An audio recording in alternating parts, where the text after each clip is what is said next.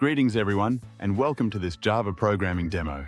In this video, we'll walk through a hands-on example that demonstrates the core concepts of classes, constructors, methods, and object creation in Java. We'll use a custom-built car class and interact with it using a driver program. Step 1. Let's start by understanding the car class. We begin with a class called car, designed to model a real-world car. This class is part of the car package and includes 4 key attributes or variables. A string make, the brand of the car, such as Toyota or Ford. The car's model, the specific type or model, like Camry or Mustang. The year the car was manufactured. And finally, the price, the market value or price of the car. These attributes are marked as private, meaning they cannot be accessed directly from outside the class. This is part of a concept known as encapsulation, where we hide the internal state and expose only what's necessary. Step 2. Constructors. Building the object. The car class includes 2 constructors. Parameterized constructor. This version allows us to pass all 4 attribute values when creating a car. For example, we can build a car and immediately define its make, model, year, and price. Default constructor. If no values are provided, this constructor sets default values like no make, no model, year 1900, and price 0.0. It's helpful when we want to create an object first and set values later. Step 3. Setters and getters. To update or retrieve the values of these private variables, the class includes a full set of setter and getter methods.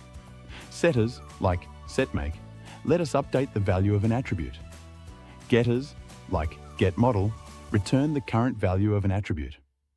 This structure keeps the data safe while still giving us controlled access. Step 4. The printCar method.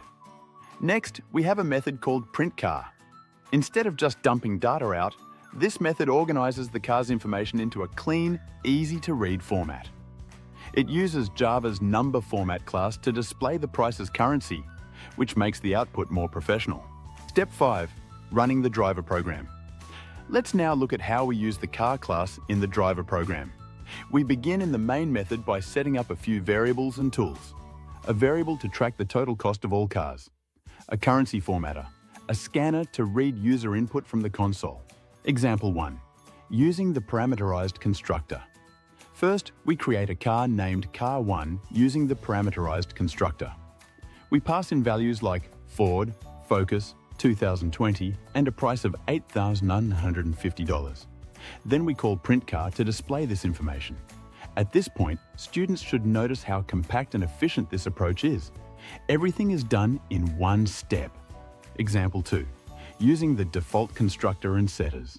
Next, we build car2 using the default constructor. This car starts with placeholder values. We then use setter methods to assign meaningful values like Toyota for make, Tundra for model, and so on. Once the values are set, we call printCar again to display the car's data. This 2-step approach shows how you can build flexibility into your programs, creating an object first and updating it later. Example 3. Creating a car from user input. Now comes an interactive part of the program. The user is prompted to enter their own car's details: make, model, year, and price. These values are captured using the scanner, and a new car object, car3, is created using the constructor. This is a great way to demonstrate dynamic object creation based on real-time input. Once created, car3 is displayed using printCar. Final step, calculating the total price. At the end of the program, we use the getter methods to retrieve the prices of all 3 cars and calculate the total cost. This total is then formatted as currency and displayed.